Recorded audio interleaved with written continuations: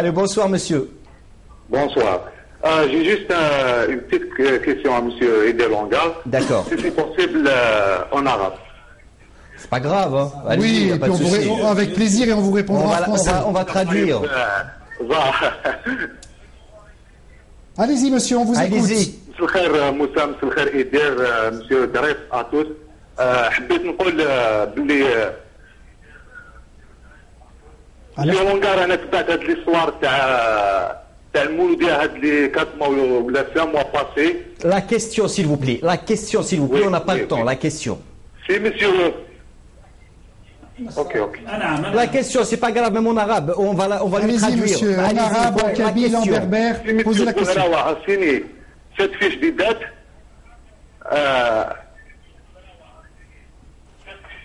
Allez-y en arabe, on va traduire. Monsieur Edelonga va venir à Alger. Exactement. Ah, Voilà, très bien. Alors écoutez, je suis très content parce que je viens de comprendre que je comprends parfaitement l'arabe. Donc vous ne me parfait. traduisez rien, s'il vous plaît. J'ai compris. Donc vous comprenez 3 langues maintenant. À 4. Kabyle, d'accord, ok. 4, là. Donc, Parfait. bonsoir, monsieur. Donc, pour vous répondre à votre question, il y a déjà 20 jours, monsieur Bourawa devait signer la reconnaissance de passif. Pourquoi signer la reconnaissance de passif? Parce que tout simplement, dans le protocole d'accord, il s'était engagé à me fournir le bilan certifié. Vous avez pu voir dans différents magazines qu'ils avaient aussi garanti que le bilan était bien certifié, chose qui a été fausse.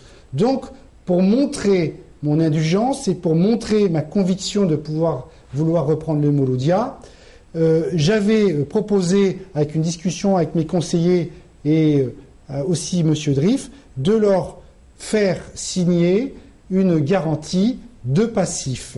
Cette garantie de passif permettait de pouvoir, moi, m'exonérer de dettes supplémentaires et de dettes cachées. Aujourd'hui, les administrateurs, le trésorier de la SSPA MCA ne connaît réellement pas le montant des dettes. C'est pour cette raison qu'ils ont demandé une publication pour que les personnes pouvant réclamer de l'argent se manifestent. Maintenant, ce que je peux vous dire, monsieur, c'est que je m'engage le jour que monsieur Bourawa signe le document, les heures qui suivent, je serai dans le premier avion et sans faire de publicité, Aigle Azur. Très bien. Une petite question peut-être de Moussa, avant la pub. Hein. Une petite question.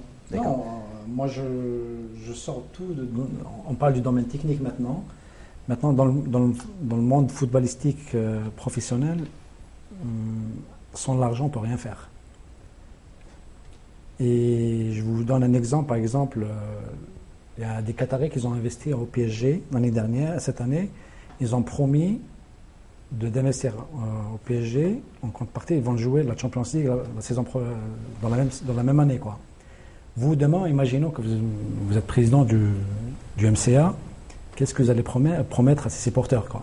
Alors, moi, je ne suis pas là pour promettre. Je suis là pour tenir une ligne de conduite. Et cette ligne de conduite, elle sera tenue sur plusieurs années. Je ne suis pas un magicien. Le MCA est gravement malade.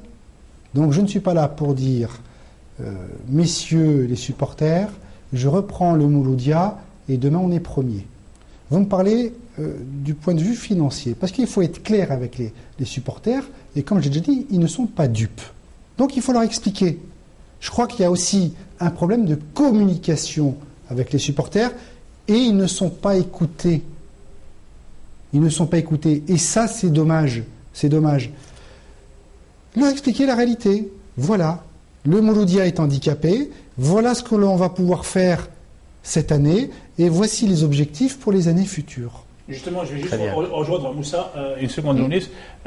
La publicité oblige. La publicité oblige. Même si la D'accord, publicité vas-y. oblige, les Qataris, quand ils sont arrivés au PSG, ils ont dès le départ défini quelle est la somme qu'ils vont investir la première année. Aujourd'hui, les supporters du Mouloudia ont besoin de savoir, c'est une forme de garantie pour eux. Oui. Parce qu'une somme d'argent, quand on dit le montant, ça peut rassurer plein de monde. Aujourd'hui, c'est demain, vous êtes le président du Mouloudia d'Alger. Combien vous pouvez mettre sur la table pour la première année? Alors, déjà, ce que peut mettre sur la table la première année, c'est M. Longar et personne d'autre, c'est déjà immédiatement de purger les dettes de 12 milliards 450 000. Ça, c'est M. Longar et personne d'autre. Après, dans le protocole, il y a un consortium d'investisseurs.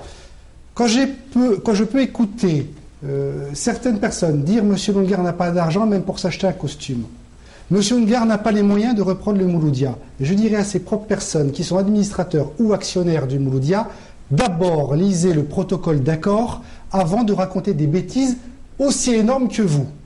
Le protocole, il est clair.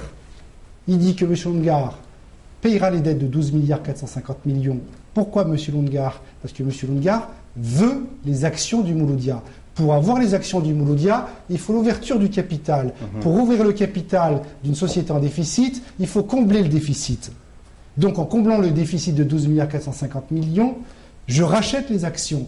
Ensuite, il y a un consortium d'investisseurs. Donc vous allez ouvrir le capital? Bien évidemment, non. Le capital pour M. Longar. Il faut bien scinder les choses. Le consortium d'investisseurs et le rachat des dettes. Sur le rachat des dettes pour ouvrir le capital, c'est M. Longar et le reste après la pub. Oh, très bien, donc justement, après la pub. Ah oui, franchement, il anime très très bien. Le changement est imminent. Hein. Pour pas dire le changement, c'est maintenant. D'accord. Voilà. C'est du copier-coller.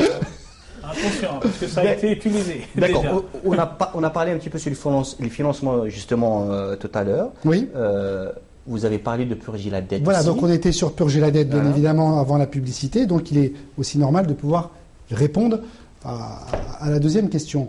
Et derrière, il y a ce consortium d'investisseurs qui sont là. Nous, on a estimé à deux choses. Il ne faut pas lésiner les sponsors. Le nombre de sponsors éventuels en Algérie et en France qui m'ont contacté et qui m'ont dit « Nous, on ne vient pas au Mouloudia, vu les gens qui dirigent ce club. » On veut des noms, M. Longar. Quels sont les noms de ces sponsors qui vous ont contacté? Je les ai donnés dans différents... On ne va pas faire la pub. je les ai donnés dans différents magazines. Il y a des personnes de qui j'ai lié l'amitié, avec qui je prends l'avion Aigle Azur très régulièrement. Je ne suis pas là pour citer des noms. Alors, Aigle Azur, c'est notre sponsor, il n'y a pas de souci. Voilà. Non, aujourd'hui, ce qui est important de dire, c'est que, pour répondre, il y a un consortium d'investisseurs et de sponsors. Première chose, les sponsors. Vous avez Jay-Z qui sponsorise 1 milliard par an. Jay-Z... Pour dire, c'est 100 000 euros, quoi. Pour expliquer aux gens, c'est 100 000 euros. C'est 10 milliards, pardon. Jay-Z. 12 milliards. 12 milliards, c'est 1 million d'euros. Voilà, 12 milliards. 12 milliards. Un peu plus d'un million d'euros. Voilà, oui, c'est ça. 12 milliards par an, et il ne s'oppose pas, d'autant plus à investir beaucoup plus au niveau du sponsor. Mais derrière tout ça, il y a une image à développer. Il y a une image sur le marketing, sur les produits dérivés. Il y a des études que mes services ont fait qui pourraient rapporter un financement qui serait assez important. Ça, c'est pour continuer. On peut connaître les chiffres que ça pourrait rapporter, les produits dérivés? Les produits dérivés aujourd'hui, on est entre 40 et 50 milliards, sans aucun problème. Je vais vous donner une idée qui est juste une des idées. Comme ça, vous allez vite comprendre. On est là pour ça. Voilà, et là, peut-être que demain, nous allons avoir 180 personnes qui vont se présenter comme éventuels investisseurs du Mouloudia. Je vais vous en donner un seul. Il y a un accord entre le Mouloudia, la SSPA MCA et Jay-Z pour une vente de produits dérivés. Si on comprend bien, vous mettiez aucun sou alors? Non, si monsieur. Déjà, je vous ai parlé avant la publicité, cher monsieur, de 12 milliards 450 millions pour ouvrir le capital. Non, mais il y a le commissaire aux comptes qui a parlé un petit peu de l'espèce. Ils payaient avant... régler les factures en espèces. Est-ce que vous avez purgé ça aussi ou vous prenez Moi, je m'arrête sur des comptes d'un commissaire aux comptes qui annonce une dette de 12 milliards 450 millions. Et les autres?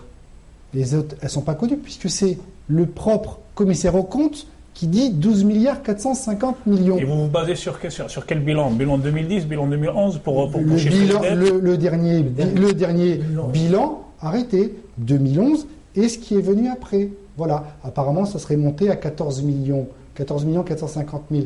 Mais je rappellerai quand même... 14 milliards.